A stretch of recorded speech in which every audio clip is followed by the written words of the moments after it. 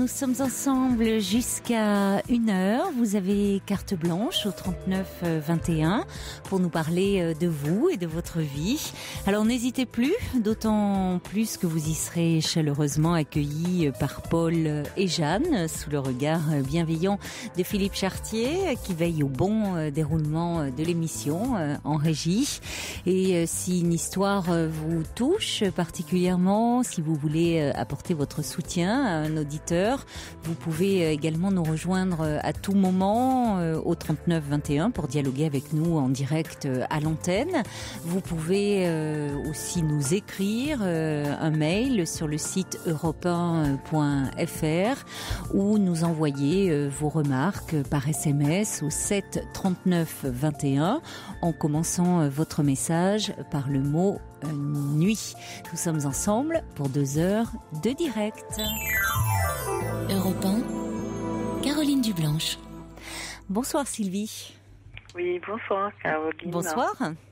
Voilà, j'ai voulu appeler hier parce que j'ai même débarrassé d'un sentiment de honte que j'éprouve depuis 2 semaines par rapport à une séparation que je viens d'avoir. Oui. En fait, c'est quelqu'un que j'avais connu, on avait commencé à sortir et tout. Et puis, je voyais qu'il y avait des changements dans son comportement, donc j'avais fait la remarque. Et après, il a changé et tout. Et il m'avait demandé de lui commander des pantalons pour son travail, ce que j'avais fait. Et puis, il devait me rembourser. Donc, par le biais du téléphone, il m'a dit qu'il préférait mettre un frein à la relation et tout et tout. Et une fois qu'il a eu les pantalons ou après? Après avoir eu les pantalons. Donc il m'a dit quand tu auras le reçu, puisque c'était une commande par internet, quand tu auras le reçu, tu me l'envoies, tu m'appelles et je ferai le nécessaire. Donc ce que j'ai fait, il devait venir récupérer le reçu pour l'emmener pour son patron, se faire rembourser et tout. Et le jour où on avait rendez-vous, il n'est pas venu. Il n'a pas appelé, moi j'ai appelé, et puis il m'a envoyé un message pour me dire que c'était, en fait, jeudi comme c'était marqué, c'est foutu pour ce soir, taf de dernière minute, ce sera pour une prochaine, bisous. D'accord, donc j'ai appelé, pas de réponse et tout. J'ai rappelé le lendemain, toujours pas de réponse, donc jusqu'à ce jour, je n'ose plus appeler parce que... Oui, vous avez raison. Je n'ose plus appeler et puis j'ai honte par rapport au comportement de cette personne, quoi. Mais vous avez... Oui, c'est ça, c'est... vous voulez, vous me dites, essayer de vous débarrasser, de vous délivrer de ce sentiment de honte, et en même temps, là, vous me dites, vous avez honte par rapport à son comportement. C'est-à-dire, qu'est-ce qui vous fait honte? Vous avez honte de quoi, au juste? C'est-à-dire que, comment je vais dire, j'ai honte d'avoir été rejetée. Et le fait d'appeler, qu'il ne réponde pas, le fait qu'il soit parti en agissant comme ça par le biais du téléphone, donc ça... Oui, c'est humiliant, vous trouvez ça, vous vous sentez humilié. Voilà. D'accord. Donc, c'est vrai que même si au fond je me dis il n'en vaut pas la peine, même si je connais mes valeurs et tout, mais au fond ça m'a un peu... En êtes-vous si sûr? Voilà, c'était là que vous essayez de vous raccrocher à cette idée qu'au fond, vous savez que vous avez une valeur indépendamment de l'attitude de cet homme et que cet homme vous prête de la considération ou pas. Mais c'est pas si sûr parce que vous voyez, il se comporte mal avec vous et du coup vous en arrivez à avoir honte de vous.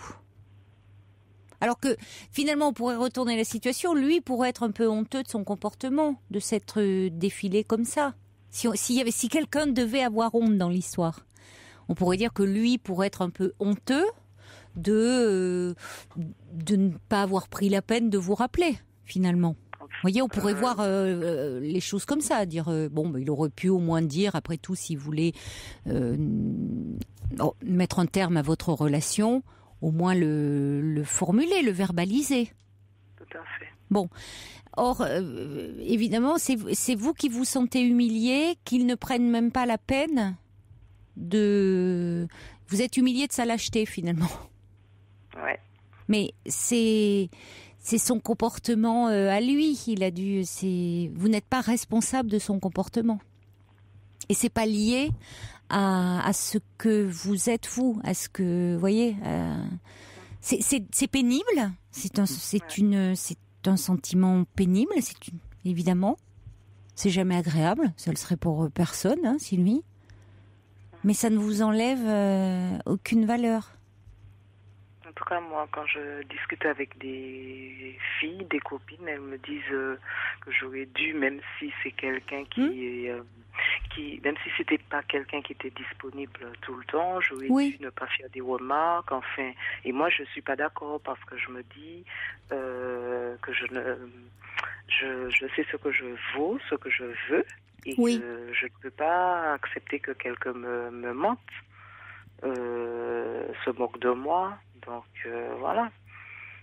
Donc, c'était là que vous lui aviez fait des réflexions, c'est ça, sur le fait qu'il n'était pas disponible? C'est-à-dire qu'au début, il était disponible. En fait, il me racontait toute une histoire à dormir debout. Et puis, j'ai fait comprendre que je ne comprenais pas son attitude, le fait qu'il ne soit pas disponible le week-end, alors que le week-end, quelquefois, je ne travaille pas et que j'avais besoin de sa compagnie. Et il me racontait qu'il avait des choses à faire, qu'il n'était pas... Enfin, il me racontait plein de choses. Donc moi, j'ai dit, si vraiment tu veux une relation à deux balles, au moins applique-toi, avertis-moi, comme ça mais c'était pour, je sais pas moi, le secouer un peu. Et je crois qu'il n'a pas apprécié ma façon de dire les choses. Mais en même temps, je ne peux pas non plus ne pas dire les choses parce que j'ai face à moi quelqu'un qui pense que je peux tout accepter. Et moi, je me dis, j'arrive à un stade où je peux pas accepter tout et n'importe quoi. Mais ça n'enlève pas ce sentiment de rejet que j'éprouve, de honte par rapport à son comportement. Mais vous avez très bien fait de dire les choses. À un moment, vous étiez frustré dans cette relation. Il y avait des choses qui vous mettaient un peu en colère, donc ça aurait été dommage de ne pas les dire. Alors certes, ça a eu des conséquences. C'est cet homme, à un moment, quand vous l'avez mis face au fait que il y avait des choses qui vous plaisaient pas ou dans cette histoire, il a pris la fuite. C'est-à-dire qu'il voulait pas de problème, il voulait pas d'histoire. À tous les sens du terme, d'ailleurs. Vous voyez, il voulait bien, tant que ça restait sur un mode comme ça un peu léger, mais si je comprends bien, vous attendiez autre chose. Alors pourquoi il n'était pas disponible? Bon, moi je sais pas. Hein, c'est peut-être effectivement vous supposiez qu'il avait quelqu'un d'autre ou. En fait, moi, il m'avait raconté une histoire qui me paraissait pas claire. Oui. Parce qu'il disait, j'ai demandé est-ce qu'il avait quelqu'un dans sa vie. Oui. Dit oui, j'ai quelques. Oui et non. Je lui dis c'est pas une réponse. Oui. C'est pas une réponse. Oui. Donc sois plus clair. Il me dit oui, j'ai quelqu'un, mais elle a quelqu'un, mais je suis pratiquement toujours tout seul et j'aimerais construire quelque chose et tout. Donc à partir du moment où cette personne, je lui demandais est-ce que c'était une situation qui lui convenait, il m'a dit non. La preuve, j'aimerais construire quelque chose et tout. Donc j'ai du mal à. Donc je lui avais cité son anniversaire la veille. Où j'ai fait le point avec lui, je l'avais invité au restaurant et tout. Et il est allé, il avait l'air de bien apprécier et tout. On a eu une très belle journée. Et le lundi, je lui dis, le samedi, je lui dis, tu fais quoi? Il me dit, je serai chez moi, je vais manger un KFC. Je lui dis, bon, mais je t'invite à la maison. Il dit, ouais, mais tu t'en doutes, je dois être sollicitée certainement lundi. J'ai dit, d'accord, mais j'ai trouvé que c'était pas une façon de me parler. C'est élégant de vous dire ça. C'était pas, voilà. C'est sympathique. Et là, j'ai dit, ça m'a vraiment énervé un peu. Donc, il y a de quoi, oui. Déjà, j'ai dit, je trouve pas ça sain de ta part de parler ainsi. Non, il vous met en compétition avec elle, c'est pas très. Et c'est bien toi qui m'as sorti que tu rentrais chez toi seul, c'est bien toi. Donc si je comprends bien, tu es comme moi, tu es disponible, tu es à sa disposition, tout comme moi, je suis à ta disposition. Voilà. Et moi, je pense que je n'ai pas un tempérament à accepter ce genre de choses et tout et tout. Donc on a fait le point. Et c'est vrai qu'il a montré un sourire. Au début, il n'était pas content. Après, j'ai expliqué pourquoi fois, j'étais un peu emportée et je trouvais pas ça sain de sa part de parler ainsi et que je méritais beaucoup plus de respect que ça. Donc, mais alors, qu'est-ce que vous regrettez là ? Moi, je trouve que c'est une très bonne chose que vous ayez pu exprimer votre colère. En plus, vous l'avez exprimé sans... vous avez pu dire ce que vous aviez sur le cœur, mais sans vous en prendre à lui, enfin, en gardant votre calme malgré tout. Non, justement, moi, je pense avoir bien fait parce que moi, très bien. j'estimais qu'il fallait avoir une discussion avec cette personne. Ouais. Mais c'est sa façon. Par exemple, après cette discussion, il est venu à la maison, il a récupéré ses pantalons, il me dit bon, ben il n'y a pas de souci. Bon, il était content, il n'y avait pas de souci avec ses pantalons. Voilà, il y avait le sourire. T'as la bonne taille, tout allait. Voilà, et on s'appelle. Donc le samedi soir, j'ai vu qu'il ne m'a pas rappelé. Je lui dis, mais au fond de moi, je me suis dit, mais c'est quand même curieux, quelqu'un vous accueille comme ça et vous ne pensez pas à remercier ni pour dire que vous êtes bien arrivé. Oui, mais vous faites bien le lien, vous, avec la discussion que vous avez eue, qui, au fond, ça le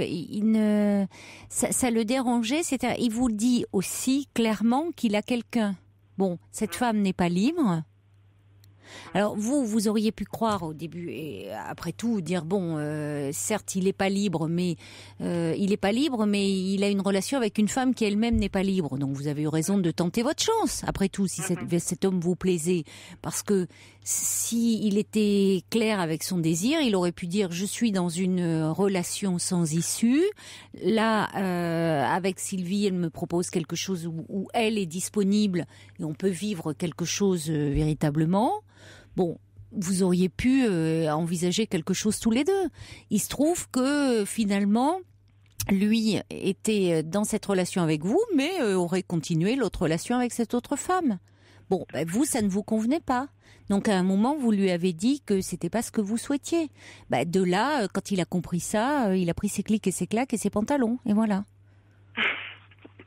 Non mais voilà, donc qu'est-ce qu'il y a à regretter ? Il y a même pas, enfin, je veux dire, c'est pas quand vos copines vous disent que vous n'auriez pas dû dire de choses, c'est quoi ? Vous auriez dû faire profil bas ? Enfin, moi je suis pas du tout d'accord avec l'analyse de vos copines. Oui, elles vous disent vous auriez dû faire profil bas pour le garder, alors comme ça vous seriez pas là à vous lamenter. Enfin, ça veut dire que ce soir, je me suis fait sermonner par une de mes copines, mais elle le disait devant d'autres filles. Oui, mais tu sais, de toute façon, de nos jours, il y a tellement de femmes. Donc, quand une femme rencontre un homme, c'est pas la peine de dire à la personne que tu n'es pas là pour un plan cul. T'as qu'à accepter, t'as qu'à tout faire pour le garder, de façon à ce qu'il change et tout. Et j'étais étonnée, j'étais choquée. En plus, elle est mariée, cette personne qui me disait ça. Donc, je lui dis, mais attends, toi, t'es mariée, t'as une situation. Et tu es en train de me dire que j'aurais dû accepter une situation qui me paraît pas claire, juste pour essayer de garder cette personne pour l'avenir, mais non. Et en tout cas, elle m'a donné... Non, mais c'est son point de vue. Si elle avait envie de faire ça, ça la regarde. Si votre amie avait envie d'agir de la sorte, bon, pourquoi pas ? Mais personne ne peut se mettre à la place d'un autre. Vous n'envisagiez pas les choses comme cela. Moi, non, je ne... Bon, alors, vous vous sentez humilié, hein ? Vous avez un sentiment de honte parce que cet homme, finalement, ne prend pas la peine de répondre à vos appels. Qu'en aurait-il été si vous saviez clairement que cet homme entretient une double relation, quand il n'est pas avec vous, il est avec l'autre femme. Vous voyez, vous en auriez ressenti certainement une humiliation d'autant plus cuisante. Bon, votre amie, elle, vit les choses visiblement différemment et pour garder un homme, une relation, est prête à dire oui, tant pis, si c'est un plan cul, comme elle le dit, bon, pourquoi pas. Chacun est fait différemment. Vous, ça ne vous correspondait pas. Donc, c'est ce qui est important de pouvoir dire et de aussi dire à vos amis, dire écoutez, vous ressentez les choses comme ça, mais moi, si j'ai pris cette décision-là, c'est parce que ça ne me convenait plus. Mais il faut aussi maintenant que vous puissiez l'assumer. Et en fait, c'est-à-dire au lieu de vous sentir victime de la situation, Comme si cet homme, aujourd'hui, c'est lui qui décidait, qui ne vous rappelle pas et autres. En fait, cet homme, oui, il vous rappelle pas parce qu'il a très bien senti qu'à un moment, vous ne vous laissiez pas manœuvrer. Vous lui avez exprimé que vous n'étiez pas d'accord avec ça, enfin que vous vous attendiez à autre chose. Bon, mais il peut pas vous le proposer. Voilà, c'est vrai que dans ces cas-là, il est dans la fuite. Oui, voilà, c'est bon. Jusque là, c'est pas là le problème, d'accord. Ça me ferait peut-être un pincement de savoir qu'il ne peut plus continuer, d'accord. Mais ça ne nous en fonction de ce qu'on avait vécu, partagé, ça ne n'empêchait pas d'être plus correct. En fait, c'est un peu ça que je... Oui, mais ça, vous pouvez pas refaire l'éducation de cet homme. Hein. Et comme dit, vous voyez, Olivier le patrouilleur qui dit vous n'êtes pas responsable s'il se comporte comme un mufle et s'il assume pas ses actes.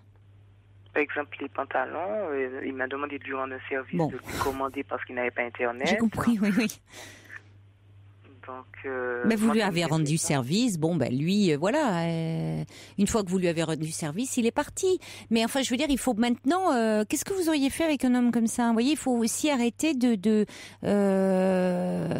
vous avez pris une décision parce que cet homme, il n'était pas disponible pour vous. Il entretenait une relation parallèlement à vous. Bon, il faut pouvoir. C'est vrai que vous lui avez laissé des messages, il répond pas. Voilà, il n'est pas disponible. Mais ça ne veut pas dire que vous vous êtes fait avoir dans la relation. Au contraire, c'est vous qui avez mis un terme. Je crois qu'il faut voir les choses plutôt comme ça, au lieu de vous diminuer dans la relation. C'est vous qui, à un moment, avez finalement enclenché cette décision, plutôt que de vivre les choses comme si vous étiez victime de la situation. Bon courage, Sylvie. Au revoir. Merci. Au revoir.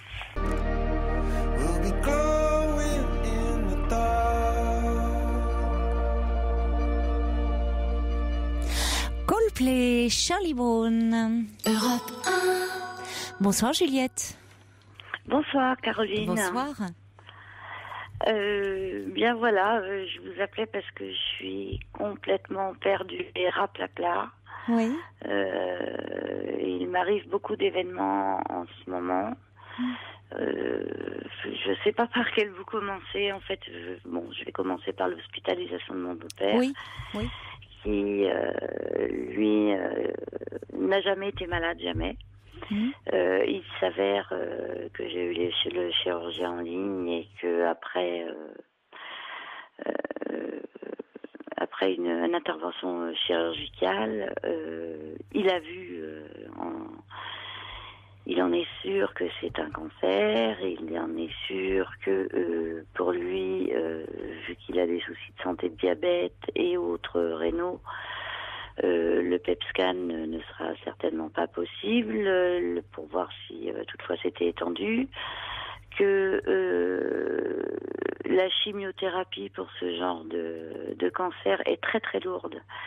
Et toujours vis-à-vis de ses produits de diabète et de ses résultats d'analyse, il se sent pas apte à lui faire subir cela. En fait, il n'y aurait qu'une solution pour lui, ce serait la poche.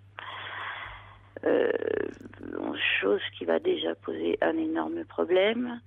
Faut savoir que je suis la seule, mon conjoint l'est aussi au courant des dégâts, on va dire, à ce point. Lui, il croit qu'il va sortir de l'hôpital et que, ce sera un extrait passé. Mais en fait, il va avoir un nouveau rendez-vous à sa sortie de l'hôpital une dizaine de jours après, lorsque la biopsie sera analysée. Et là, on va lui apprendre la douloureuse nouvelle. Sachant que c'est quelqu'un qui a 74 ans, qui a, je dirais, une grosse perte de mémoire vive, qui n'est pas déjà, qui ne comprend pas très bien les choses comme elles le sont, malgré qu'ils disent toujours oui, et qui ne voulait déjà pas se faire hospitaliser pour cette intervention-là, parce que il ne veut pas. Il a peur de la mort, il a peur de la maladie. Donc ma maman qui l'accompagne et qui fait du mieux qu'elle peut. C'est le conjoint de votre mère. Voilà, c'est ça, le conjoint depuis de votre 25 mère, ans environ. d'accord. Oui. Voilà, depuis 25 ans environ. Et ma maman, elle a été trépanée 2 fois. Elle est d'une nature assez dépressive et anxieuse. Donc c'est vous inquiète. qui portez beaucoup de choses là. C'est vous qui Voilà. voulez vous occuper, qui êtes très présente. C'est-à-dire que c'est toujours moi qui m'occupe de tout le monde. C'est ça le problème. C'est toujours depuis, même avant Oui. la maladie. Voilà. Oui. Pourquoi Comment je sais pas. Je dois avoir une âme. J'ai une facilité, on va dire, à sentir les malaises et les mauvaises ondes. De plus en plus, d'ailleurs, les ondes négatives, ce qui me gêne beaucoup dans mon quotidien, vis-à-vis des autres. Oui. Et en plus, j'ai un énorme problème, c'est que je souffre de troubles obsessionnels compulsifs liés aux microbes. Et alors, si vous allez beaucoup en milieu hospitalier, ça doit pas être simple pour vous. Eh bien non, c'est carrément le parcours du combattant, à l'aller, au retour, chez moi, les désinfections qui n'en finissent plus, les rituels. Il y a longtemps que vous souffrez de ces troubles obsessionnels, là ? Oh, il y a une 20aine d'années. Et vous avez quel âge ? J'ai 49 ans. D'accord. Et vous ne vous êtes jamais... vous n'avez jamais consulté pour ça ? Si, j'ai consulté. J'ai tenté une thérapie comportementale cognitive aussi, mais on va dire que j'ai bien progressé, mais avec l'aide d'une bonne dose de cachet que je ne supportais pas. Oui. C'est-à-dire qu'en fait, pour exécuter le but qui m'était destiné au jour le jour, je ne touchais à rien. Comme ça, je respectais le nombre de fois où je me désinfectais les mains. Je ne m'intéressais à rien, rien ne m'intéressait. Il n'y a jamais eu d'amélioration. Il y a eu une nette amélioration, une grosse amélioration avec cette thérapie comportementale et cognitive. D'accord. Sachant que je n'en faisais qu'une partie, c'est-à-dire la comportementale. Parce que la cognitive demande un suivi, on va dire, écrit de ce que l'on ressent pour nous prouver à nous-mêmes en fait qu'on a tenu ce jour-ci. Alors on peut tenir ce jour-là, etc. en calculant la dose de stress. Mais moi, vu que j'ai des TOC, je ne peux pas. Je marche beaucoup au jetable. Je ne peux pas avoir de support permanent, même mon ordinateur, on va dire, parce que si je le touche, bien qu'il soit nettoyé, il faut que je note beaucoup de fois par jour, ce qui fait que je dépasse le but autorisé, et voilà, dans ce cas, j'arrive pas à m'en sortir, voilà.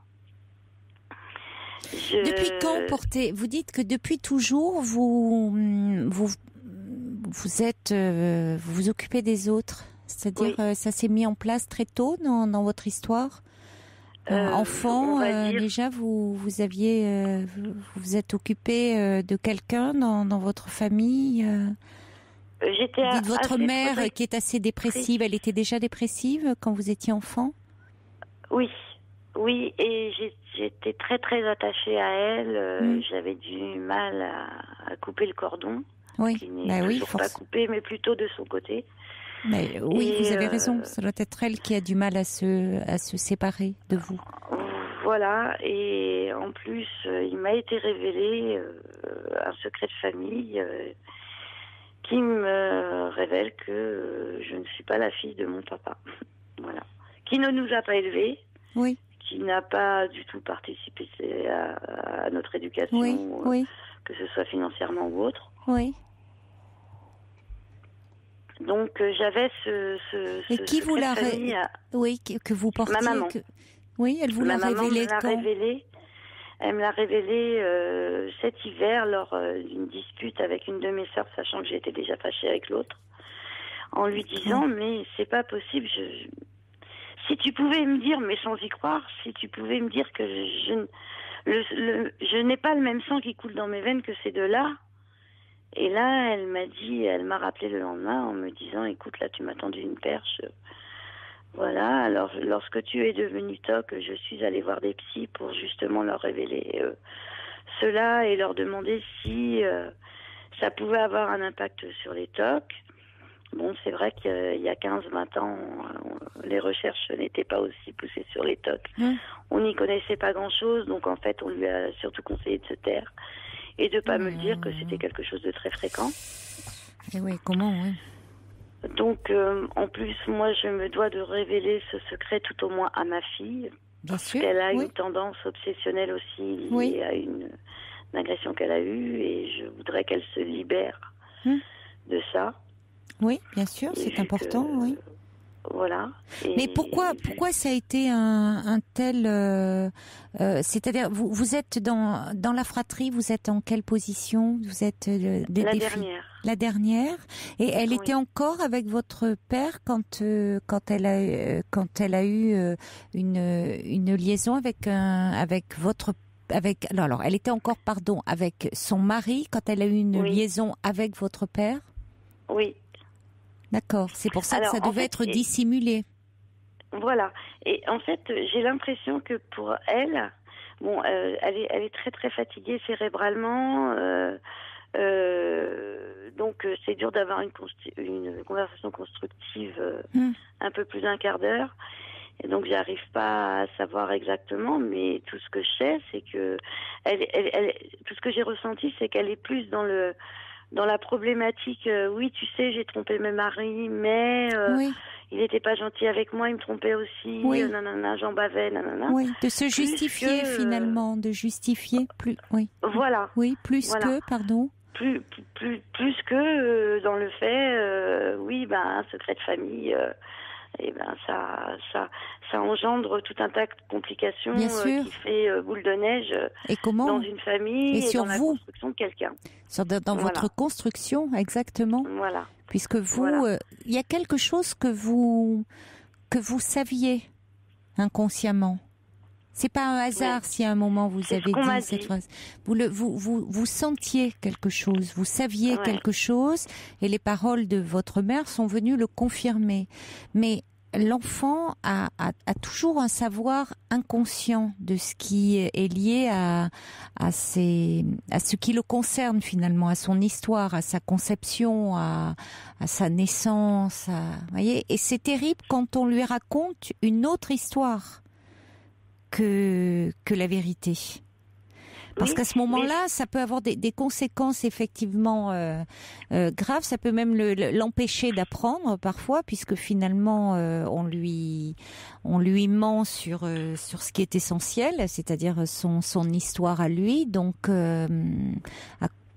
pourquoi apprendre un savoir si finalement on nous transmet un savoir qui est faux? Et puis il y a souvent des symptômes qui apparaissent parce que c'est une façon de montrer que il y a un décalage finalement. Il y a un décalage entre ce qui est dit et ce qui est. Et là, c'est quand même très intéressant dans votre histoire où il y a ce secret autour de votre naissance, où votre mère, évidemment, a ses raisons, se justifie par rapport en disant qu'elle n'était pas heureuse dans sa vie de couple. Bon, mais en même temps, elle le vit comme quelque chose, certainement, un secret derrière, si on le cache, c'est qu'il y a quelque chose de honteux, comme une faute qu'il faut cacher. Dont elle s'accuse quand même un peu, et c'est pour ça qu'aujourd'hui elle se justifie. Or vous, donc dans cette conception, vous pourriez être perçu comme l'enfant de la faute. Ce qui est intéressant parce que, je ne dis pas que c'est le cas dans les faits, mais symboliquement. Or, si vous voulez, dans les manies comme ça de la propreté, dans ces troubles obsessionnels compulsifs, il y a souvent dans le fait de tout nettoyer comme ça, il y a quelque chose effectivement à nettoyer, mais pas au sens propre, pas dans la maison. Il y a quelque chose à chercher dans l'histoire, depuis qu'on est arrivé au monde, et finalement parfois d'une faute dont on s'accuse inconsciemment.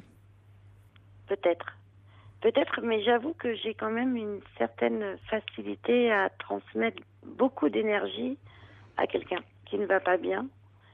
Mais évidemment, parce que vous avez été très tôt conditionné à ça, préparé à ça. Vous avez, vous vous êtes occupé de votre mère. Ouais. Vous, les enfants, les tout petits enfants, même très jeunes, sont de véritables éponges émotionnelles et repèrent très très vite quand l'un des parents est en difficulté, est en souffrance, et quand il a un de ses parents, notamment qui est en dépression, l'enfant va tout faire pour s'en occuper, pour être auprès de lui, pour essayer de le rendre heureux, de parfois peut faire un peu le pit, le clown, faire les choses un peu à sa place, et donc au détriment finalement de lui-même et de ses besoins. Donc vous avez appris très tôt ça, à vous occuper des autres avant de vous occuper de vous. Oui, parce que je m'en occupe, mais à un tel point que je vis leur vie, quoi. Ben oui. Je vis leur vie, je vis leurs soucis, et en plus, bon, je n'en ai qu'une fois eu un retour positif à long terme, on va dire. Et en termes de reconnaissance, je parle. Et c'est vrai que je m'étais construite en disant je ferai plus de social, c'est fini, machin. Vous travaillez dans le social ? Vous travaillez non, pas du tout. Non, pas du tout. C'était une vocation lorsque j'étais plus jeune. Oui.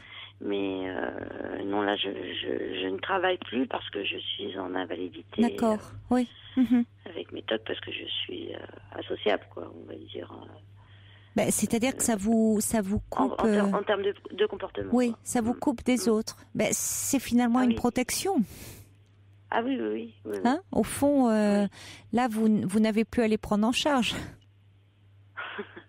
C'est vrai, parce qu'en plus, j'exerçais un métier d'assistanat, vraiment, et j'excellais dans mon métier. Ah ça je n'en doute pas. J'ai pas peur de le dire. Oh oui, non, mais ça je n'en doute pas. Oui, vous deviez être effectivement excellente. Le problème c'est que, voyez, vous le dites, vous êtes complètement, vous avez dit, vous avez commencé comme ça en disant que vous étiez complètement crevé, raplapla. Parce que évidemment votre énergie, toute votre énergie pour lutter contre votre angoisse en fait, parce que c'est ça, il y a une angoisse terrible derrière. Donc ces tocs, c'est un peu comme un rempart contre une angoisse. Voilà, donc que vous pouvez pas vous empêcher de le faire, même si vous savez que c'est absurde, mais c'est irrationnel, c'est-à-dire que c'est plus fort que vous. C'est pour ça qu'on parle de troubles obsessionnels compulsifs. Et votre énergie psychique est absorbée par ça. Donc c'est vous épuisez. Oui. Mais parce que derrière il y a une profonde angoisse. Et il faudrait pouvoir. Parce que même quand votre mère vous a dit, lorsque j'ai relevé, lorsque votre mère vous a dit, lorsque tu es devenu TOC. On ne devient pas TOC. Parce que d'abord, vous ne pouvez pas vous résumer à ça. Vous n'êtes pas... Ça veut dire quoi, voyez ? Vous pouvez pas... votre personnalité, elle est infiniment plus riche, plus complexe que vos symptômes. Oui. Vos symptômes, ils disent quelque chose de vous et de votre histoire. Et ça, il faudrait pouvoir en parler. Et je pense à vous entendre autrement que sous forme d'exercice et de thérapie comportementale pour le coup. Oui, c'est ce que je pensais. Je pensais plus à faire une thérapie... analytique. Un peu en travaillant sur des processus un peu inconscients, oui. Ce qui est à l'œuvre dans votre histoire et qui pèse chez vous. Oui. Vous pensiez à quoi, vous ? Moi, je pensais à une thérapie de discuter, quoi, plus que... Voilà, parce que c'est ça, c'est ce que je vous dis. C'est-à-dire que ça peut être, même si c'est avec quelqu'un en face à face, mais quelqu'un qui va travailler sur quand même ce qui est à l'œuvre au niveau inconscient. D'accord. Okay. Il ne faut pas vous laisser envahir comme ça. Comment ? Comment ? C'est une spécialité. Oui, il faut que ce soit un psychothérapeute ou un psychiatre, c'est-à-dire quelqu'un qui soit psychiatre. Il est médecin, si vous voulez, ou psychologue, il n'est pas médecin, mais qui fait des psychothérapies en face à face, mais plutôt analytiques.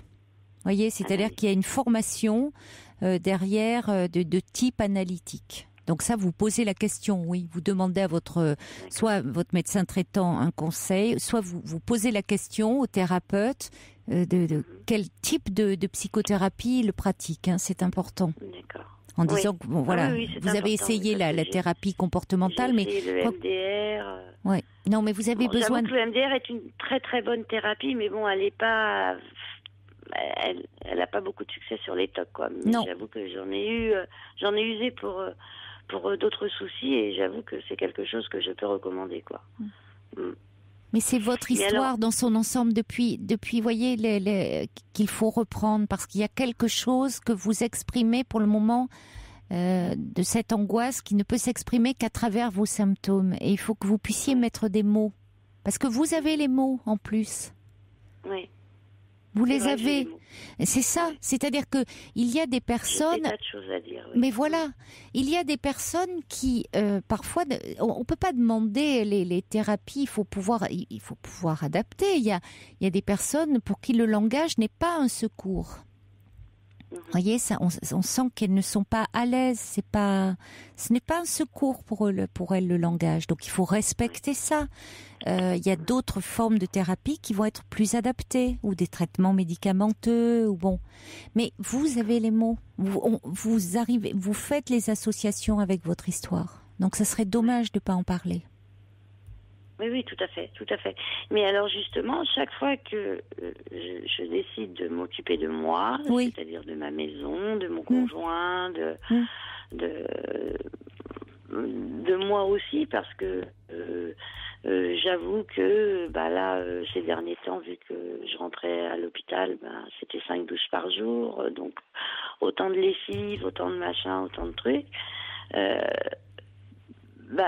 Chaque fois que je décide de m'occuper de moi, il arrive quelque chose de lourd, et automatiquement ça va retomber sur moi, parce que il y a que moi, et que du côté de ma maman, il y a que moi, parce que les deux autres, l'une, on va dire qu'elle est un petit peu schizophrène, donc Alors, on n'est pas un petit peu schizophrène, ou on l'est complètement, ou pas du tout. Oui, attention, parce qu'on vulgarise beaucoup ce terme. Je la côtoie, donc je peux pas. Mais bon, ce que j'en entends dire, assez machiavélique de plus, ça confirmé à 300%. Et puis l'autre qui m'a clairement dit une fois, parce que moi j'exprimais le besoin d'aide, mais avant cette histoire de cancer, qui m'a dit que non, elle n'avait pas d'affinité avec sa maman, parce qu'effectivement, elle est plus aussi agréable qu'elle ne l'a été, malgré qu'elle soit toute mignonne. Mais bon, c'est bien gentil, tout ça, mais vous êtes quand même 3 filles. Pourquoi il reviendrait à vous et à vous seul de vous occuper de votre mère et du beau-père? Alors c'est ce que je lui ai dit. Et alors, vous voyez, parce que ce beau-père, elles le connaissent aussi depuis 20 ans. Oui, mais elles sont fâchées avec l'une et l'autre. Bon, mais peut-être, ne serait-ce que pour soutenir leur mère, votre mère, voilà. Leur maman, exactement. Et alors moi, lorsque je me suis disputée avec celle avec qui j'avais encore une relation forte, et que j'ai aussi bien portée pendant des années, elle et ses enfants, elle m'a dit oui, je n'ai aucune affinité, machin bidule. Et donc je lui ai dit, donc au vu de tous les services que j'ai pu te rendre, est-ce que tu pourrais me dépanner, moi, voilà, et gérer un petit peu ta mère? Vous avez bien fait. Elle m'a dit, mais un service, c'est comme ça, ça ne se reproche pas. Je lui dis, mais un service, c'est pas, est-ce que tu peux me prendre du pain en passant par là, ou non, elle a raison dans le sens que il y a pas, quand on rend service, en principe, on ne demande pas le retour. C'est vrai, on le fait, c'est gratuitement, je te rends service, on n'attend pas après un retour sur investissement. Bon, cela dit, là, vous avez très bien fait en ce sens que là, vous demandez de l'aide. C'est différent. Et de l'aide sur quelque chose c'est parfaitement légitime, dans la mesure où il s'agit de votre mère à toutes les 3. Là, vous êtes à égalité. Il n'y a pas de question de père qui est le vôtre ou pas le leur. Ou bon, vous êtes à égalité. Il s'agit de votre mère qui actuellement n'est pas bien, qui n'a toujours jamais été bien, et qui, confrontée à la maladie de son compagnon, a besoin un peu de soutien, enfin que vous puissiez un peu vous relayer les unes et les autres. Donc, c'est un peu facile, c'est-à-dire que c'est la place qui vous a été assignée très tôt depuis l'enfance. Vous êtes celle qui vous occupez de votre mère. Donc pour les deux sœurs, eh bien c'est normal, c'est Juliette qui va encore s'en occuper. Donc Juliette, vous avez bien fait de dire, c'est stop là, c'est-à-dire qu'à un moment, vous ne pouvez pas, vous êtes fatiguée. Et elles seront à un moment obligées de faire. Et si elles ne font pas, tant pis. C'est-à-dire que ça les met face au fait qu'elles ne font pas, mais qu'elles ne vont pas se déculpabiliser ou se voyer avoir la conscience tranquille en disant c'est pas grave, il y a notre sœur qui est auprès d'elle. C'est certain. On va accueillir Virginie. Oui, mais si vous faites toujours à la place, vous ne pourrez jamais laisser aussi les autres agir. Voyez, donc à un moment, il faut savoir dire non. On va accueillir Virginie qui est avec nous au 3921 et qui vous a écouté attentivement et qui voudrait vous parler. Bonsoir Virginie. Bonsoir. Bonsoir. Merci d'être avec nous. Oui, écoutez, j'ai appelé, je suis tombée par hasard sur l'émission. C'est la première fois que je vous écoute. Ah bon, bienvenue alors. J'écoute souvent Europe 1, mais pas à cette heure-là en fait. Écoutez, vous savez maintenant qu'il y a des émissions où on peut se parler, vous êtes en direct et merci d'avoir appelé. Écoutez, il n'y a pas de souci parce qu'en fait, j'ai écouté donc le témoignage de Juliette, si je ne me trompe pas. Oui, c'est ça. Alors, qui vous écoute. Pris au début, mais j'étais interpellée par les troubles obsessionnels compulsifs. Parce que moi, j'en ai. Enfin, j'en ai toujours un petit peu, mais je vais dire que aujourd'hui, je m'en suis sortie. J'en ai eu réellement pendant 5 ans. Et donc, je voulais déjà lui donner une note d'espoir. Oui. Parce que je sais ce que c'est et c'est vraiment horrible. Comme elle dit, ça nous désociabilise complètement. On se recroqueville sur soi-même. On n'est plus que l'ombre de nous-mêmes. Et donc, je comprends totalement ce qu'elle vit. Donc voilà, déjà, je voulais lui dire qu'elle n'est pas seule. Oui. Il y a beaucoup de personnes qui souffrent mais de... c'est important de le dire parce que souvent, les gens qui ont des tocs sont pris pour des fous ou ça n'a rien à voir. Il faut faire un effort et comme vous le disiez justement, c'est vraiment quelque chose. C'est comme une drogue en fait. C'est comme une voix qui nous parle et qui nous force à faire les choses. Et on en est tout à fait conscient. On ne peut pas lutter contre. Voilà. Et en plus, je me retrouve dans l'histoire de Juliette parce qu'elle est, elle s'occupe de tout le monde. Finalement, elle se laisse de côté pour s'occuper des autres. Et en fait, elle est en pleine dépendance affective. Et souvent, c'est un peu le problème des gens qui ont des TOC. Et oui, j'allais lui dire, on a fait une émission, et si vous ne connaissez pas cette émission aussi, Virginie, dimanche avec Sylvie Tenenbaum, qui était l'invitée, où on a parlé de la dépendance affective. Voilà, tout à fait. Et franchement, si vous avez l'occasion de la podcaster, vous aussi, Juliette, vous reconnaîtrez certainement beaucoup de situations vous concernant, voyez. Et j'ai pas entendu si Juliette avait un enfant en fait. Oui, j'ai un. Est-ce qu'elle est maman? Est-ce que tu es maman? Pas encore. Comment? Pas encore. Elle n'a pas encore d'enfant. D'accord. Mais elle est adulte, elle a 28 ans. Ah oui, non, alors vous avez un enfant, mais elle n'a pas encore d'enfant, votre fille. Voilà, parce que sinon, d'accord, je comprenais pas. Non, parce que moi, je suis maman, en fait. C'est pour ça que je voulais savoir si Juliette était maman, si elle avait des enfants. Oui, elle a un enfant. Une grande fille. Une grande fille. J'ai fait beaucoup souffrir, d'ailleurs. J'imagine, parce que moi, j'ai une petite fille qui a 5 ans, et en fait, mes tocs sont apparus en même temps que ma grossesse. Et moi, c'est lié en fait à des attouchements sexuels quand j'étais jeune, mais j'en avais pas conscience. J'ai découvert en faisant une thérapie et voilà, ça a ressurgi comme ça pendant la grossesse. Mais bon, en tout cas, ce que je voulais juste dire, mais c'est important, vous voyez, ces TOC Apparemment, on se dit ça n'a aucun rapport. On se dit mais pourquoi tout d'un coup vouloir tout nettoyer, tout laver, tout. Ouais, quand je disais qu'il peut y avoir quelque chose qui n'a aucun rapport d'une faute dont on s'accuse inconsciemment, que ça peut renvoyer. On emploie dans la langue française les termes de tâche, de souillure, ça peut toucher des interdits qui visent le corps, la sexualité. Il y a beaucoup de choses qui se cachent derrière tout ça. Tout à fait. Mais et puis sa maman, c'est pareil. Enfin, je me retrouvais puisque ma mère aussi est très angoissée. J'ai dû beaucoup m'occuper d'elle. Mon père est décédé il y a 2 ans. C'est moi qui ai joué le rôle de ma mère. Je me suis occupée de mon père jusqu'au bout. Enfin, voilà. Donc c'est toujours un peu les mêmes schémas en fait qui reviennent. Et c'est vrai qu'à un moment donné, il faut se recentrer sur soi. Et je voulais lui dire qu'il y avait une clinique en fait qui était très bien. Moi, j'y suis allée. C'est la seule clinique en France qui a vraiment une section spécialisée. Enfin, pas une section, mais un service spécialisé pour les TOC. Par contre, elle se situe à Lyon, donc c'est pas forcément évident. Mais comment ? J'étais prête à aller à Toulouse. Tu habites où ? J'habite dans la région parisienne, moi, mais. Moi, j'habite aussi dans la région parisienne, et en fait, j'y suis allée, et c'est la clinique Lyon Lumière, et c'est la seule clinique en France qui fait ça.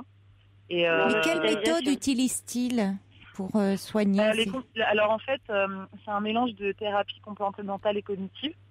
Et en même temps, il y a aussi de l'analyse. Voilà, parce qu'on peut faire à ce moment-là, ça peut être complémentaire les deux. C'est-à-dire qu'on peut travailler à la fois sur un peu les symptômes et puis parallèlement sur l'histoire de la personne. Ça peut être complémentaire. Je pense que c'est lié de toute façon, mais bien effectivement, sûr. En dehors de l'analytique, c'est vrai que c'est important de faire aussi du comportemental et du cognitif.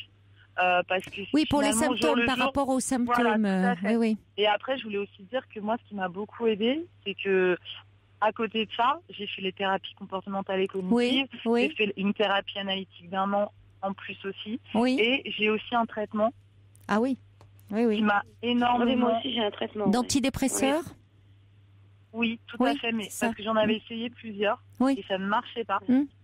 Et j'en ai un, donc après, je sais pas si je peux le dire à l'antenne. Non, on ne donne pas on ne peut pas faire de publicité pour les médicaments. Non, mais c'est pour ça que je demande. Oui, vous avez bien fait, merci. C'était juste pour dire qu'en tout cas, dans la maladie, ça aide quand même. Bien sûr, oui. C'est prescrit d'ailleurs en général dans les TOC. Et moi, ça m'a énormément enlevé mes angoisses en fait. C'est vraiment dans le TOC. Vous allez mieux maintenant?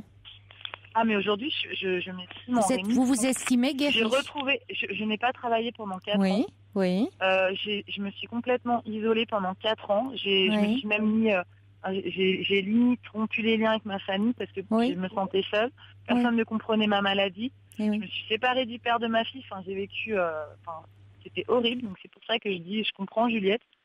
Et maintenant, j'ai retrouvé un travail. Je suis très épanouie dans ma vie. J'ai repris un appartement, j'ai reconstruit ma vie sociale, enfin, voilà, c'est une renaissance. Ah oui, en effet, oui. C'est vraiment une renaissance. Pour ce qui est de mon...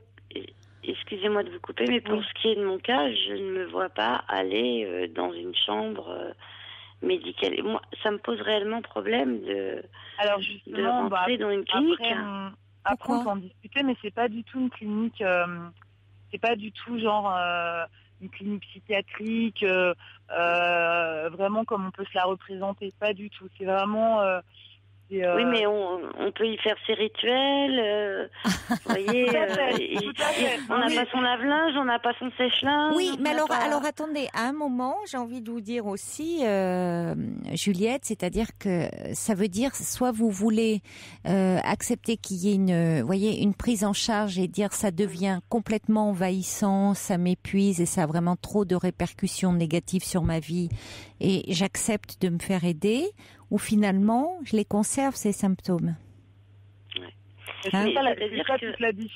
compliqué, là, vous voyez, parce que quand vous dites, je veux bien faire quelque chose, mais je veux garder mes rituels. On voit bien à quel point ces rituels, finalement, ils sont là, parce que, si vous voulez, ils viennent un peu essayer de conjurer l'angoisse. Mais si l'angoisse, ça baisse, vous en aurez moins besoin de vos rituels.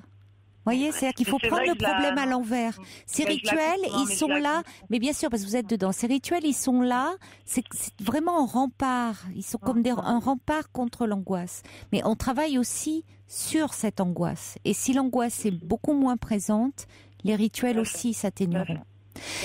Mais on peut vous mettre en relation si vous le souhaitez hors antenne pour que vous continuiez à en parler. Voilà, et puis je vais aussi donner les coordonnées de l'AFTOC, qui est l'association française de personnes souffrant de troubles obsessionnels et compulsifs. Le téléphone est le 01 39 56 67 22 01 39 56 67 22.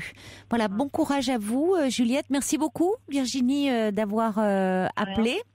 Et puis j'espère que si vous entendez d'autres témoignages et que vous souhaitez comme ça réagir, vous serez la bienvenue puisque maintenant vous avez découvert l'émission. Si vous avez l'occasion, Juliette, d'écouter l'émission de dimanche en podcast sur la dépendance affective, je pense aussi que vous pourriez y trouver quelques clés qui pourraient vous aider par rapport à ce que vous m'avez dit un peu de votre histoire.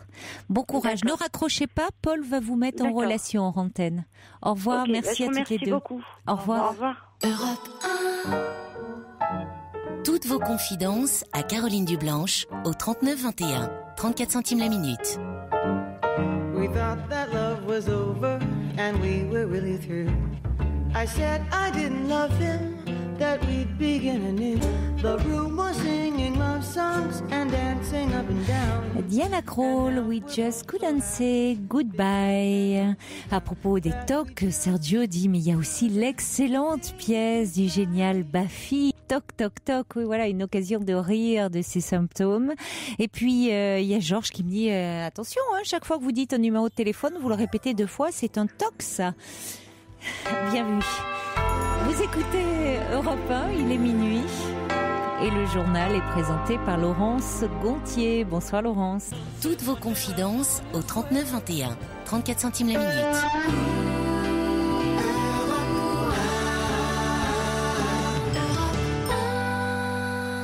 Bon, on a un petit souci de liaison avec Judith. C'est visiblement c'est son téléphone.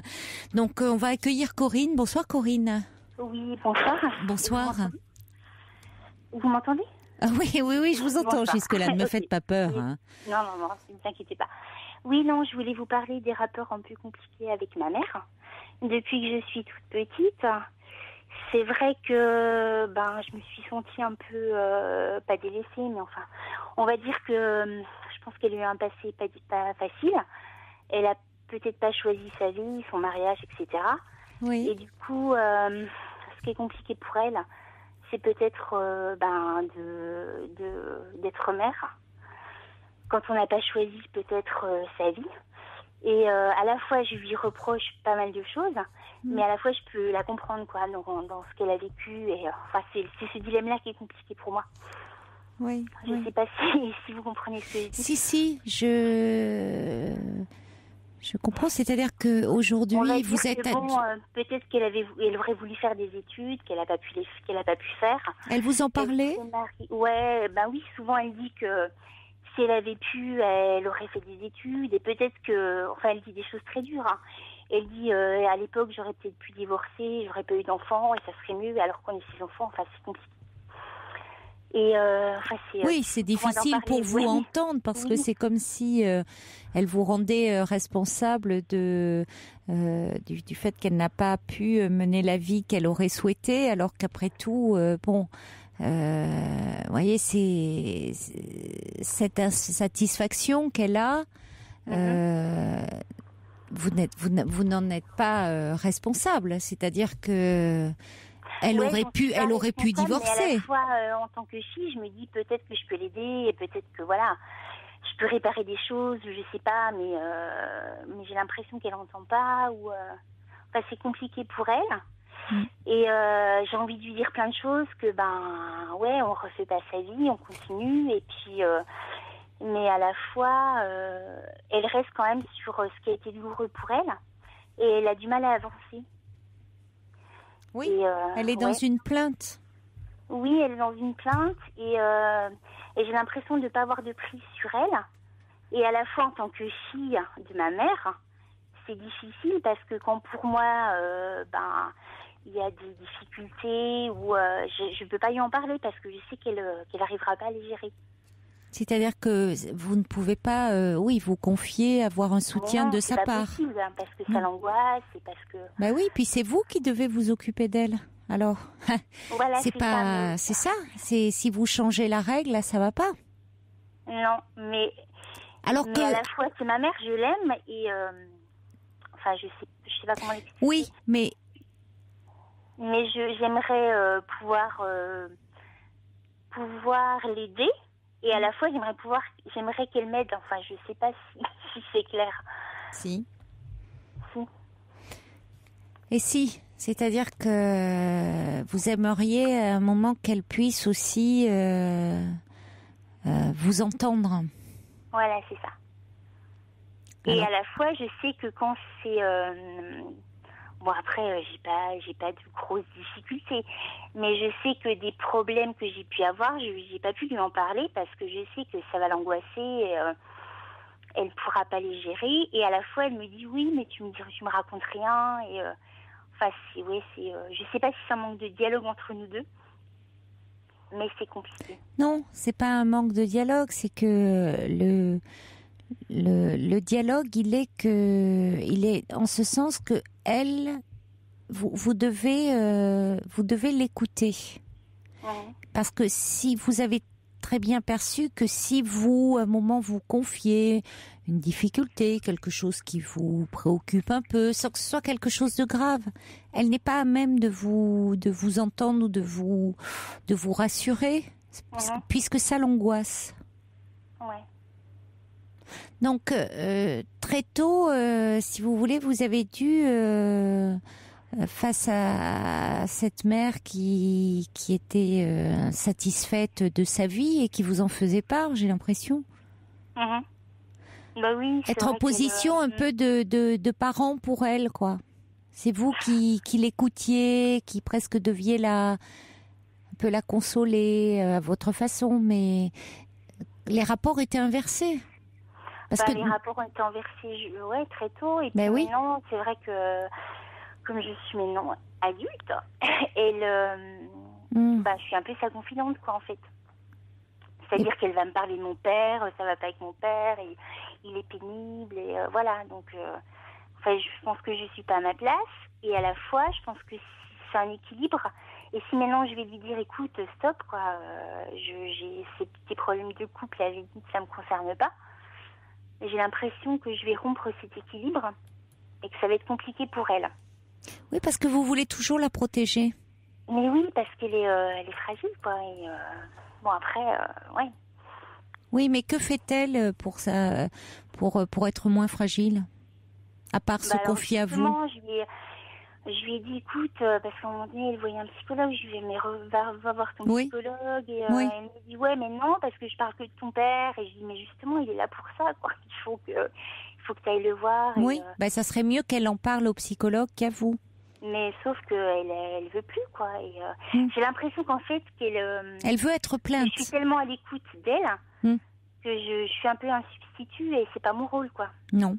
Donc du coup, elle fait l'économie d'une autre démarche. Oui. Mais je sais pas comment stopper ça, quoi, sans la froisser ou sans... Oui, parce que vous êtes très très lucide et très consciente de ce qui est en jeu avec votre mère, mais en même temps, c'est quelque chose qui s'est mis en place tellement tôt dans votre histoire, à toutes les deux, que si vous changez de mode relationnel, vous avez l'impression qu'elle va être fâchée. Oui, alors à un moment donné, je me dis, j'aurais aimé appeler son psychologue, mais je pense pas que c'est possible, parce que je pense pas qu'une démarche psychologique, on peut l'imposer ou... c'est-à-dire qu'elle ne peut pas... vous pouvez pas la prendre par la main et l'amener chez son psychologue, non. Et à la fois, je pense que quand elle avait ce lieu d'écoute, ça allait vraiment mieux, quoi. Enfin, moi, j'étais mieux avec elle et je pense qu'effectivement, elle faisait l'économie de me parler de certaines choses, quoi. Et ça se passait mieux entre nous. Oui. Mais à la fois, je peux pas la forcer à retourner la voir. Non, et pourtant ça vous soulagerait. J'entends bien que ça vous soulagerait parce que c'est pas vous qui pouvez entendre. Elle est extrême, quoi. Je veux dire, la dernière fois, elle m'a dit, ouais, si ça continue, je vais me suicider. Et je lui ai raccroché au nez. Après, je culpabilise. Je lui ai dit, mais tu peux pas me dire des choses comme ça, quoi. Je dis, c'est pas possible. Enfin, c'est un peu l'escalade. Oui, en tout cas, ce que vous pouvez lui dire, c'est dire, moi, je n'ai pas envie d'entendre des choses comme ça. Si tu es dans un tel état de souffrance, il faut vraiment que tu te fasses aider. C'est ce que je lui ai dit après. Je lui ai fait, écoute, j'entends que c'est difficile, qu'il y a des choses difficiles pour toi. Elle a fait, pardonnez-moi de vous interrompre, ça lui est déjà arrivé comme ça, des formes de chantage au suicide? Ouais, elle en parle souvent, quoi. Elle en parle souvent. Elle en parle, mais là, enfin, c'était assez violent, quoi, parce qu'elle pleurait, enfin, c'était... Mais, enfin, elle en parle sans en parler, quoi. Enfin, c'est... Enfin, comme on peut... Enfin, je sais pas comment l'exprimer. En disant que, bah oui, la vie est difficile parfois, mais non, c'était pas... Enfin, jusqu'à maintenant, là, elle pleurait, enfin, c'était assez extrême, j'ai trouvé. Enfin, en tout cas, ça m'a interpellée, pas les autres fois, quoi. Moi, en tout cas. Et c'est pour ça que je l'ai rappelé en disant, écoute, ce qui serait bien, c'est que tu retournes voir ton psychologue. Et votre père réagit comment? Alors, mon père, bah, il est super fiant, quoi, il n'en parle pas du tout. Mon père était très absent, quoi, durant toute mon enfance. Je pense que les deux ont eu un mariage assez malheureux. Et pourquoi ils ne se séparent pas, selon vous? Bah, ils sont âgés. Alors, c'est ce que j'ai dit à ma mère l'autre fois. Quel âge ont-ils? Alors, mon père a 80 ans et ma mère en a 75. Et c'est moi, depuis que j'ai conscience de souvenirs, ça n'a jamais été heureux à mon sens. Ils auraient pu se séparer plus tôt. Qu'est-ce qui fait qu'ils ne se séparent pas? Oui. Et alors, je lui dis, mais écoute, il n'est jamais trop tard, quoi. Si oui, vraiment, c'est vrai, tout à fait, il est toujours possible. Ça va pas. Elle me dit, plutôt que de se suicider, il est préférable. Mais à la fois, je dis, pourquoi pas, quoi. Enfin, je lui dis, si elle veut mettre un terme, plutôt que de mettre un terme à sa vie, elle ferait mieux de mettre un terme à leur relation. Ouais. Vous pouvez lui dire. Après, je me dis, ils ont toujours fonctionné comme ça, quoi. Oui. Donc, est-ce que, je sais pas, alors je me dis, ce qui me fait peur maintenant, c'est de mettre les choses en avant et de crever un peu un abcès, et qu'il y a un équilibre comme ça qui soit mis à mal, et que du coup, que ça parte un peu en vrille, quoi, on dit, et que voilà, je suis responsable en fait d'un malaise ou là j'ai l'impression que c'est un équilibre, mais à la fois parce que je suis à l'écoute et parce qu'il y a des choses qui sont comme ça. Oui, mais c'est un cercle vicieux. Parce que finalement, vous tenez le rôle de la confidente, de la fille qui est à la place de mère, de thérapeute, de tout, et c'est ce qui n'est pas possible. Et puis elle joue sur, enfin elle a, même si bon elle est, je ne dis pas qu'elle est pas malheureuse dans le fond, que c'est pas sincère, mais si vous voulez, il y a quelque chose où elle s'enferme dans cette plainte sans réellement vouloir trouver de solution pour en sortir, et elle vous met dans une situation d'impuissance, ce qui est très pénible. Mais elle appuie sur le bouton de la culpabilité parce que finalement, elle est insatisfaite de sa vie. C'est comme si elle vous en rendait responsable quand elle dit qu'elle n'a pas pu faire d'études, que bon, si vous voulez, les enfants ont bon dos dans ces cas-là. Parce que c'est pareil, une relation de couple, si on n'est pas heureux, le divorce, ça existe. Bon, après, il est toujours possible de reprendre des études, de faire autrement. Enfin, bon, mais on peut toujours s'abriter derrière mille et un prétextes pour dire que, au fond, sa vie, c'est à cause des autres. Qu'on n'est pas heureux dans sa vie, plutôt que de prendre le risque d'une remise en question. Mais si vous voulez, sa plainte l'a fait peut-être exister, alors que si elle se remettait réellement en question, elle aurait peur de s'effondrer. Oui, ça peut être un peu vous voyez. Donc, vous, évidemment, vous êtes, c'est prise en étau dans ça, dans la mesure où depuis toute petite, on vous serine ça. C'est-à-dire que c'est comme si vous vous sentiez responsable de la souffrance de votre mère.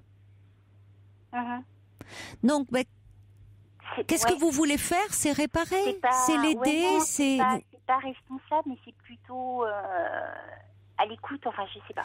Oui, mais d'une certaine façon, il y a quand même quelque chose. Je me sens responsable. Enfin, responsable d'elle. Oui, mais parce que je me dis, voilà, je suis sa fille, donc c'est un peu mon rôle. Oui, mais là où c'est compliqué, c'est que c'est le monde à l'envers.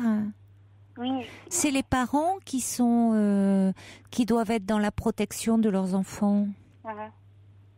Oui. Qui doivent les prendre en charge, qui doivent s'occuper d'eux quand ils sont petits, enfin, voyez. Et là, ça a été l'inverse. Alors, évidemment, on va pas jeter la pierre à votre mère si elle est en souffrance, Mais si vous voulez, à un moment, il faut bien que vous arriviez aussi. Alors peut-être vous en vous faisant aider. Mais à comprendre que vous ne pouvez pas, comme ça, porter votre mère à bout de bras parce que c'est aux dépens de votre propre vie. Mais vous voyez bien que là, c'est très culpabilisant même de dire je vais un peu, je vous dis pas de lâcher complètement, je vous dis pas, bien sûr, rester présente, mais pas autant. Or, vous auriez le sentiment d'être une fille ingrate. Oui, voilà, c'est ça, oui. Mais même de vous appeler, je culpabilise, que je me dis... Mais j'entends bien, vous avez commencé en disant je sais bien qu'elle a pas choisi sa vie, je sais bien que c'est compliqué, mais en même temps, je lui en veux et tout en lui en voulant vous l'excuser. C'est-à-dire que il y a deux voix en vous. Il y a celle de l'enfant, de la petite fille qui a souffert, forcément. D'avoir une mère qui était pas à l'écoute, pas à l'écoute parce que trop dans sa centrée sur elle finalement, dans sa plainte, dans sa souffrance, et pas à l'écoute de vous. Oui, certainement, oui. Et aujourd'hui, à la fois, je m'en dis, je m'en sors pas trop mal. Je suis pas non plus... Oui, vous vous en sortez pas trop mal, d'accord, mais en continuant à la prendre en charge. Et aujourd'hui, adulte, vous analysez, vous vous dites, oui, elle est pas heureuse, mais finalement, vous ne parlez pas de vous, ce qui est une façon de ne pas parler de vous. Parce que vous non plus, ça vous rend pas heureuse. Non, parce que je pense que je m'en sentirais toujours responsable et comme dit First Lisa, cet équilibre aussi bancal, même dans leur couple, finalement, il leur convient certainement, même s'il est bancal. Oui, c'est aussi pour cette raison qu'ils ne se séparent pas. Oui, parce que ça a toujours été comme ça, mais sauf qu'il y a une certaine plainte et que la plainte, ils en parlent et que du coup, je peux pas rester insensible à ça, quoi. C'est mes parents, donc forcément, j'entends. Et c'est compliqué. Mais vous, par rapport à votre vie, vous avez votre vie personnelle, c'est quand même assez envahissant. Vous êtes en couple? Ah non, mais pas du tout. Non. Moi, j'ai 41 ans, je suis seule et voilà, quoi. C'est compliqué. Mais oui, mais parce que vous prenez en charge votre mère. Vous ne pouvez pas vous occuper de votre vie. Voilà. Ouais, mais je me dis, on est... Vous sacrifiez votre vie à votre mère. Je sais pas, parce que je me dis, on est adulte et on fait des choix et... non, c'est pas vraiment un choix, ça. Je veux dire qu'on peut pas tout le temps rendre responsable ses parents de tout, quoi. Oui, mais vous les dédouanez entièrement, vous. Vous les rendez pas responsables, vous les dédouanez. Oui, parce que c'est vous qui êtes, vous prenez tout à votre charge, même ça. Alors, je ne veux pas accabler, il ne s'agit pas d'accabler les parents. Les parents, ils sont toujours le maillon d'une chaîne et il y a des choses qui se sont jouées dans les générations précédentes, évidemment. Mais à un moment, il faut rompre la chaîne. Voyez, à un moment, on a aussi ce pouvoir, cette possibilité de rompre la chaîne de fatalité, de dire alors vous êtes dans la réparation, dites ma mère a souffert, elle n'est pas heureuse dans sa vie, moi je vais consacrer ma vie à la rendre heureuse, mais ça marche pas. C'est compliqué. Je me dis. Est-ce qu'elle est plus heureuse? Non, mais je me dis à la fois c'est peut-être un choix aussi de ma part, c'est pas parce que ou je sais pas comment l'expliquer. On peut pas rendre responsable ses parents de tout. Enfin, je suis entre les deux, quoi. Mais je dis pas. J'ai pas dit qu'il fallait rendre responsable ses parents de tout. Oui, non, il s'agit de comprendre ce qui se passe, ce qui fait que, comme vous l'analysez très justement, ce qui a fait que vous avez été amené à prendre votre mère en charge. Et que vous continuez à la prendre en charge au détriment de votre vie. Oui. Oui. Nul adulte ne justifie que l'on sacrifie sa vie pour lui. Oui, certes. Ouais. Parce que un adulte a la possibilité de se prendre en charge, y compris lorsqu'il est en souffrance, de demander de l'aide à ce moment-là, quelqu'un qui est à même de l'aider. Mais vous êtes la moins à même de l'aider, parce que vous êtes trop impliqué affectivement. Et vous voyez, vous avez beau être à l'écoute, vous avez beau être très présente, vous avez beau dépenser beaucoup de temps, d'amour, de compréhension, de tendresse, d'affection, votre mère est dans la plainte. Donc la réaction fait avoir, ce serait que... j'ai l'impression d'être dans des extrêmes, quoi. Soit je raccroche au nez, ou alors je l'écoute trop. Enfin, c'est compliqué. Oui, vous la laissez dire à un moment, dire là, j'entends bien que tu es malheureuse, mais ce que vous me disiez finalement, quand elle allait voir le psychologue à qui elle parlait, elle allait mieux et votre relation allait mieux.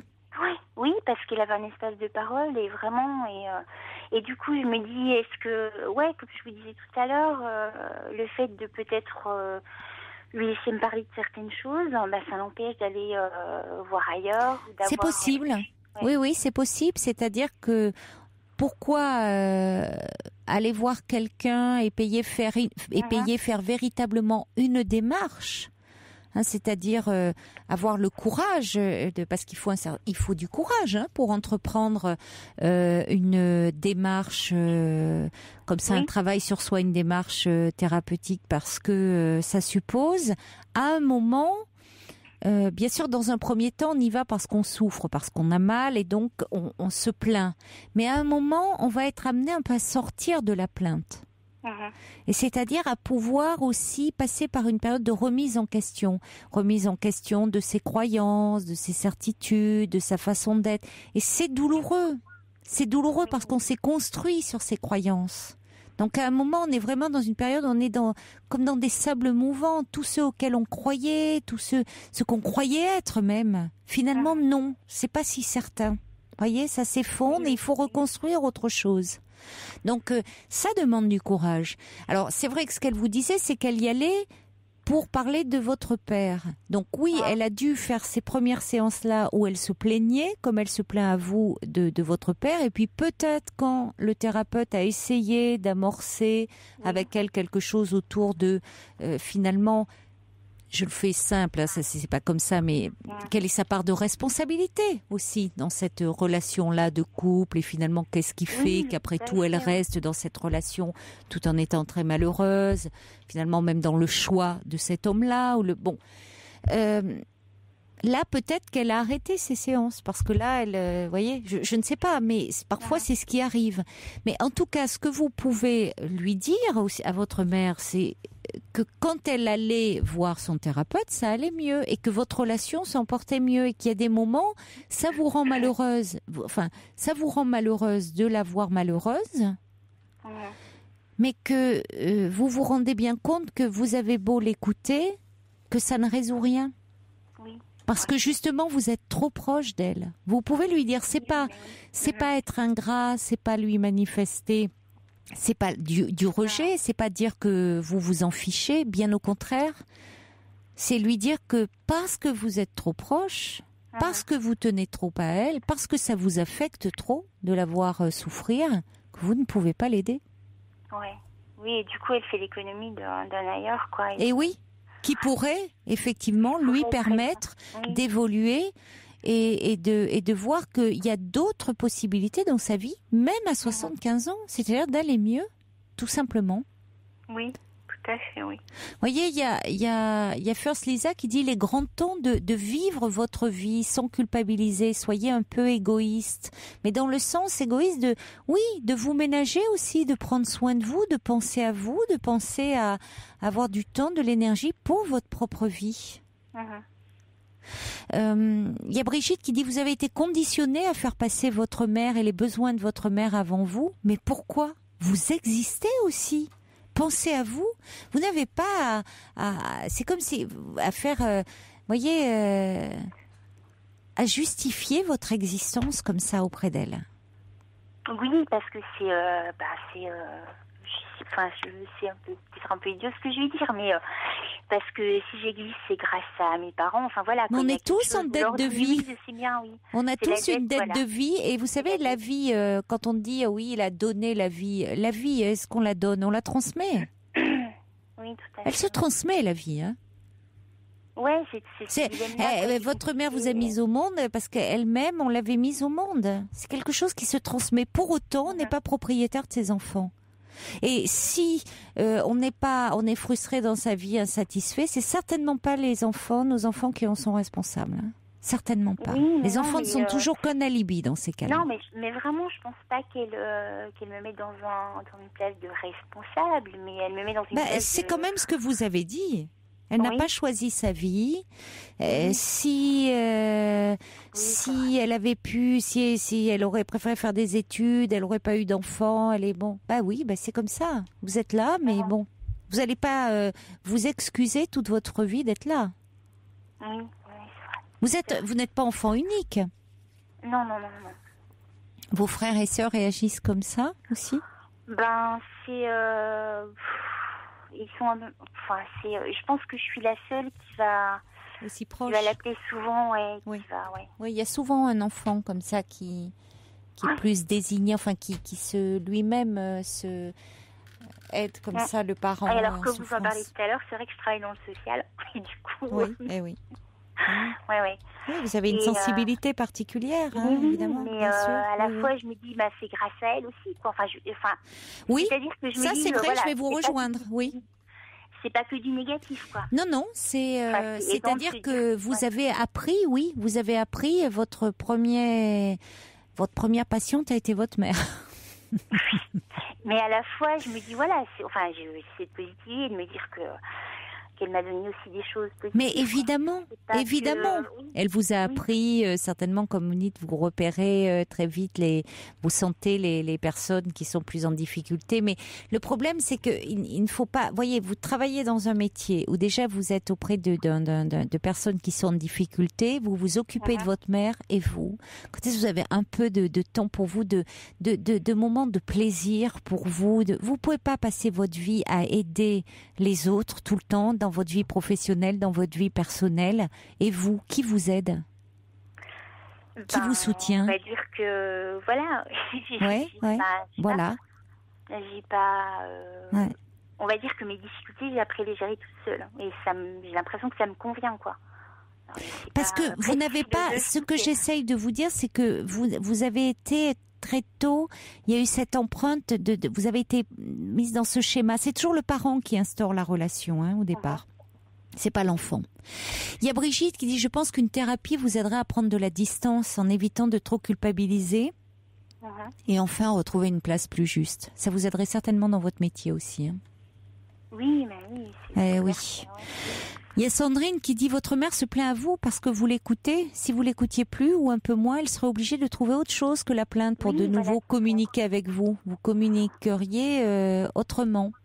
Et puis quelqu'un dit, j'ai eu moi-même une grave dépression dans laquelle j'ai beaucoup impliqué ma fille qui a 23 ans aujourd'hui. Je vois une psychiatre et j'ai bien pris conscience aujourd'hui que ce sont des choses bien trop lourdes pour elle. C'est important d'avoir pris conscience de ça. Granade dit, j'ai connu la même relation avec ma mère. Elle n'angoissait pas, mais face à mes problèmes, elle adoptait l'attitude du déni. Bon, donc, alors attendez, parce que j'étais en train de lire le message et il a disparu de mon écran. Et elle disait qu'elle était persuadée de mon grand bonheur, donc je restais désemparée, évidemment. Je ne voulais pas entendre, voilà.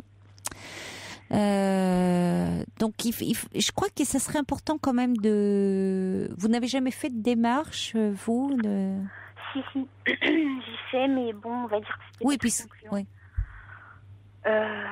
j'ai fait des démarches auprès de psychiatres pour pouvoir justement aussi avoir mon espace de parole.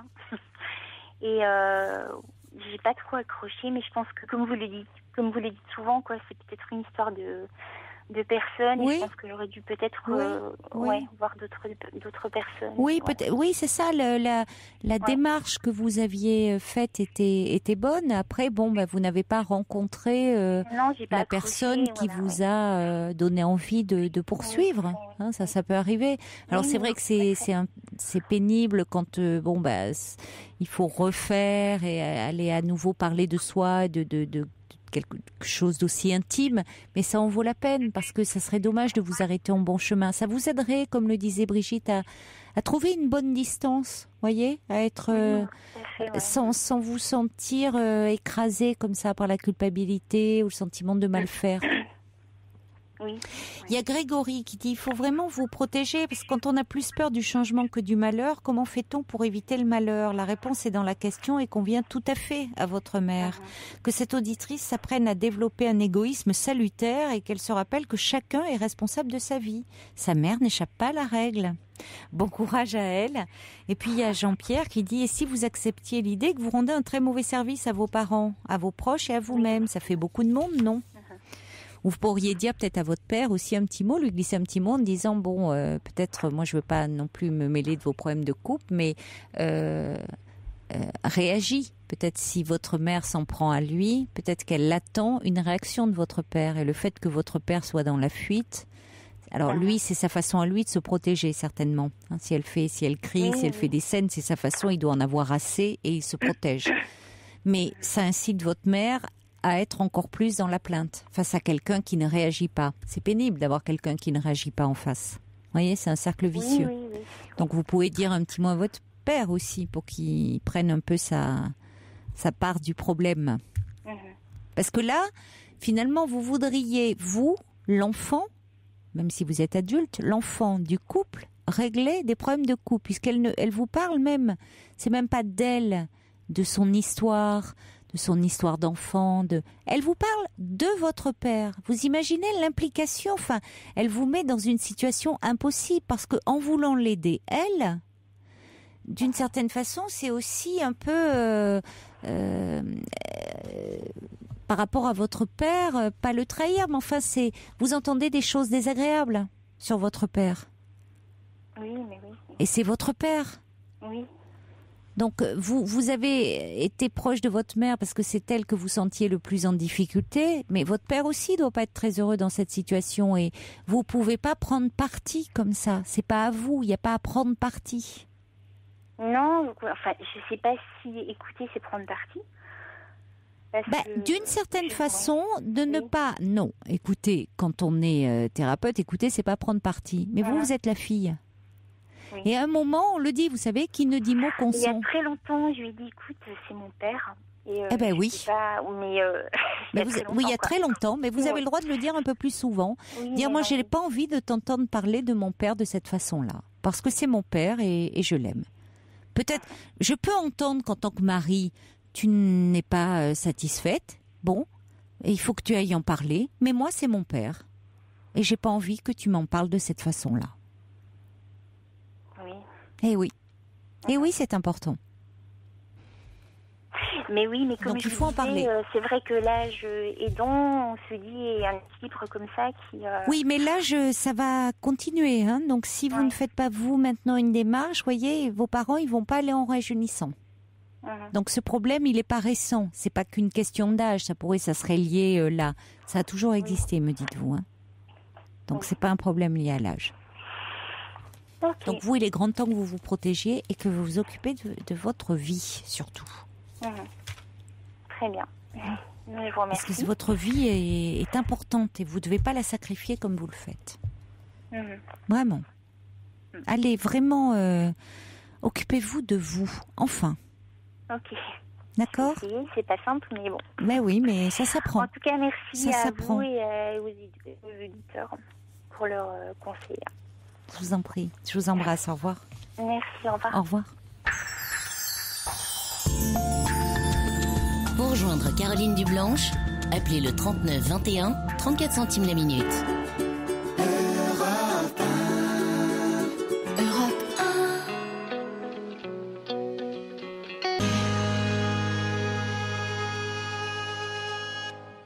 Nolwenn Leroy, juste pour me souvenir. Alors des messages qui arrivent pour Corinne qui nous parlait de la relation à sa mère. First Lisa dit vous avez été conditionnée, faites un travail sur vous. First Lisa qui dit j'ai très bien connu ce problème. Brigitte qui dit vous ne pouvez pas sauver entre guillemets votre mère, c'est un leurre complet et vous avez eu le temps de vous en rendre compte. Quelqu'un dit, ma mère était dans la plainte constamment, nous culpabilisant, c'est sans fin, sauf quand à un moment on dit stop. Et puis Eda dit, utilise une image, il dit, quand une mère vide sa poubelle comme ça à son enfant, eh bien ce dernier ne récolte que les ordures. À propos de, justement, on évoquait la dépression, enfin, Corinne nous parlait donc de cette mère qui... peut-être, semble-t-il, nous disait-elle, enfant dans la dépression. Je vais faire une émission dimanche 11 novembre sur la dépression, puisque vous étiez nombreux à vouloir que l'on aborde ce thème. Donc, avec le docteur Alain Gérard, qui est psychiatre et qui sera présent avec moi en direct, on en parlera de ce thème, la dépression. Donc, si vous voulez déjà poser des questions par mail, vous pouvez le faire sur le site europe1.fr. Bonsoir Marie. Bonsoir. Bonsoir. Moi, ce soir, c'est d'après tout ce que j'ai entendu, je suis un mélange un peu de tout. Ah bon? Par rapport au dernier témoignage aussi, par rapport à ma mère, mais enfin moi, j'ai réagi surtout par rapport au TOC. Oui, les troubles obsessionnels, compulsifs. De Juliette, que j'ai eu tout simplement au moment de mon divorce, quand j'ai divorcé. Excusez-moi, j'ai un petit peu mal à la gorge et je suis aussi très émue parce que vous faites partie de mon quotidien, de ma... Oui. Voilà. Oui. Vous écoutez régulièrement. Voilà. C'est difficile de s'en sortir. Oui. Moi, je vais beaucoup, beaucoup, beaucoup mieux. Mais moi, je suis arrivée à un stade de rester des heures sur ma douche, à me gratter avec la râpe à carottes, à voir du sang couler dans la baignoire, parce que tellement je me sentais sale, tellement je me sentais... j'avais...